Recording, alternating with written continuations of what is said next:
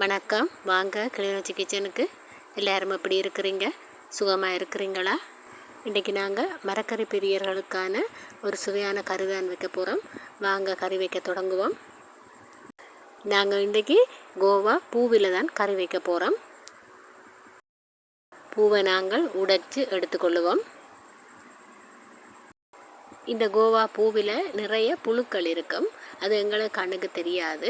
நாங்கள் சும்மா பிறவாக்கிட்டு ஒன்றும் இல்லைன்னு நினைக்கலாம். அதில் நூல் மாதிரி இருக்கும். அதில் கருப்பாக இருக்கும். அது இந்த புழுக்களுடைய முட்டை. நாங்கள் அதை கவனமாக எடுத்துட வேணும். துப்புரவாக்கின கோவா பூவெல்லாம் நாங்கள் ஒரு கிண்ணத்துக்குள்ளே மாற்றிக்கொள்ளுவோம். அதுக்கு கொஞ்சமாக உப்பு போட்டுக்கொள்ளுவோம். மஞ்சளும் போட்டுக்கொள்ளுவோம். இப்போ நாங்கள் நல்லா கொதித்த தண்ணியை விட்டு இந்த கோவா பூவை கழுவி எடுத்துக்கொள்ளுவோம். அப்போ தான் அதில் இருக்கிற புழுக்கள் இருந்தாலும் வெளியில் வரும், முட்டைகளும் செத்து போகும். சுடுதண்ணியை விட்டு ஒருக்கா நல்லா கலந்து விடுவோம். கலந்து விட்டதுக்கு பிறகு இதை அப்படியே மூடி ஒரு 5 நிமிஷம் வைப்போம். இதில் 2 வெங்காயம் எடுத்துருக்கிறேன், 2 தக்காளி பழம் எடுத்துருக்கிறேன், 2-3 பச்சை மிளகாய் எடுத்துருக்கிறேன், ஒரு கையளவுக்கு வெள்ளைப்பூடு எடுத்துருக்கிறேன், ஒரு துண்டு இஞ்சியும் எடுத்துருக்கிறேன், கருவேப்பிலை, ரம்பை இவ்வளோ இருந்தாலும் எடுத்துருக்கிறோம். இது எல்லாத்தையும் கழுவிட்டு நாங்கள் வெட்டி எடுத்துக்கொள்ளுவோம். வீடியோ பார்க்குற நீங்கள் இப்போ தான் என் சேனலுக்கு புதுசாக வந்திருக்கிறீங்கன்னு சொன்னால் தயவுசெய்து சேனலை சப்ஸ்கிரைப் பண்ணி சப்போர்ட் பண்ணுங்கள். அப்படியே பெல் சிம்பிளையும் கிளிக் பண்ணி நோட்டிஃபிகேஷன் ஆன் பண்ணி வச்சுக்கொள்ளுங்க. அப்போ தான் நான் போடுற வீடியோ உங்களுக்கு உடனுக்குடன் வந்து சேரும். இதில் இஞ்சியையும் உள்ளியையும் நாங்கள் உரலில் போட்டு நல்லா இடித்து எடுத்துக்கொள்ளுவோம். கறிக்கு தேவையான எல்லா பொருட்களையும் நாங்கள் தயார் செய்துட்டோம்.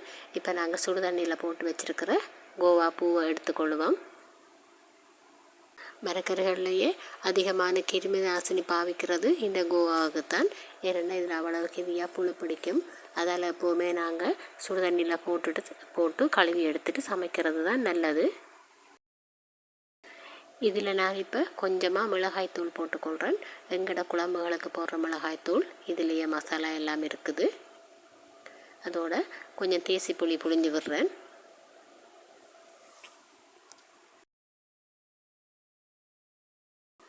எங்கட இறைச்சி சரக்கு தூள் கொஞ்சமும் இதுக்குள்ளே போட்டுக்கொள்ளுவோம்.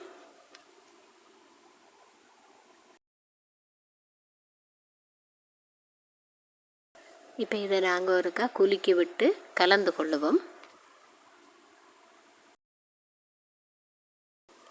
சட்டி அடுப்பில் வச்சிருக்கிறேன். தேவையான அளவுக்கு எண்ணெய் விட்டுக்கொள்ளுவோம். எண்ணெய் சூடானதும் நாங்கள் கலந்து வச்சிருக்கிற கோவா பூவை இதில் போட்டுக்கொள்ளுவோம். இதை நாங்கள் ஒரு 5 நிமிஷம் கலந்து விட்டு வதக்கி எடுத்துக்கொள்ளுவோம்.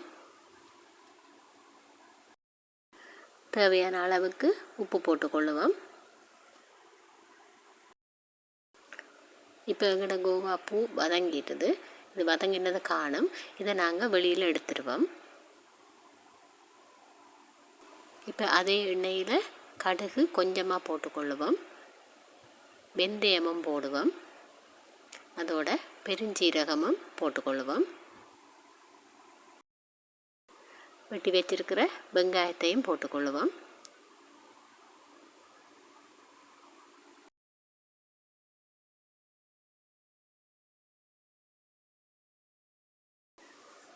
வெங்காயம் ஒரு அளவுக்கு வதங்கிட்டுது.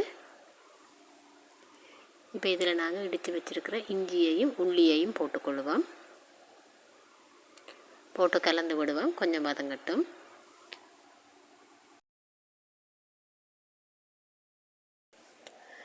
இப்போ இதில் கருவேப்பிலை போட்டுக்கொள்ளுவோம். ரம்பையும் போட்டுக்கொள்ளுவோம். கொஞ்சம் கலந்து விடுவோம்.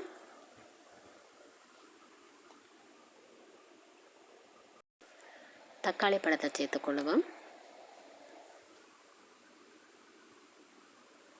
பச்சை மிளகாயும் போட்டுக்கொள்கிறேன். நான் ஒரு 3 பச்சை மிளகாய் போட்டிருக்கிறேன்.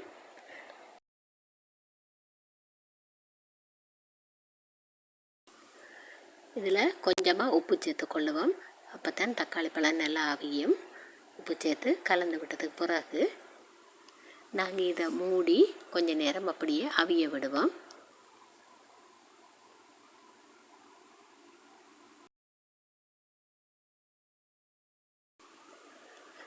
தக்காளி பழமெல்லாம் நல்லா அவிஞ்சிட்டுது. நாங்கள் ஒருக்கா கலந்து விடுவோம். கலந்து நல்லா மசிச்சு விடுவோம். தக்காளி மசிஞ்சிருந்தால் தான் இந்த கறிக்கு நல்லா இருக்கும். அதால் தான் நாங்கள் வெங்காயம் தக்காளி எல்லாம் நல்லா சின்னனாக அரிஞ்சு போட்டோம். இனி நாங்கள் வதக்கி வச்சிருக்கிற கோவா பூவை இதோட சேர்த்துக்கொள்ளுவோம்.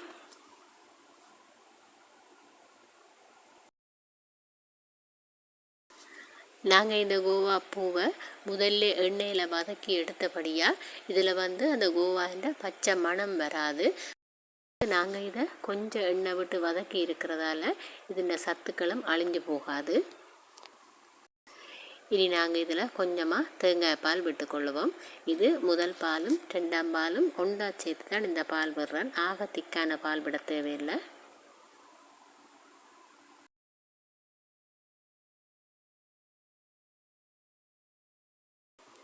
கறிக்கு தேவையான மிளகாய்த்தூள் போட்டுக்கொள்ளுவோம். நான் அரை உரைப்பாத்தான் வைக்கிறேன், அதால் கொஞ்சம் தான் போடுறேன். மஞ்சளும் போட்டுக்கொள்ளுவோம். இந்த கறிக்கு நாங்கள் வேறையாக புளி விட தேவையில்லை. ஏற்கனவே தேசி புளி கலந்து தான் வதக்கி எடுத்துருக்கிறோம். அதோட தக்காளி பழமும் போட்டிருக்கிறோம். இந்த புளிப்பு காணும் இந்த கறிக்கு. இப்படியே இதை மூடி ஒரு 2 நிமிஷம் கொதிக்க விடுவோம். இப்போ 2 நிமிஷம் ஆகிட்டுது. நாங்கள் இது ஒருக்கா கலந்து விடுவோம். ஏற்கனவே எங்களோட கோவா பூ அவிஞ்சிட்டுது, அதால் கன நேரம் அவிய விட தேவையில்லை.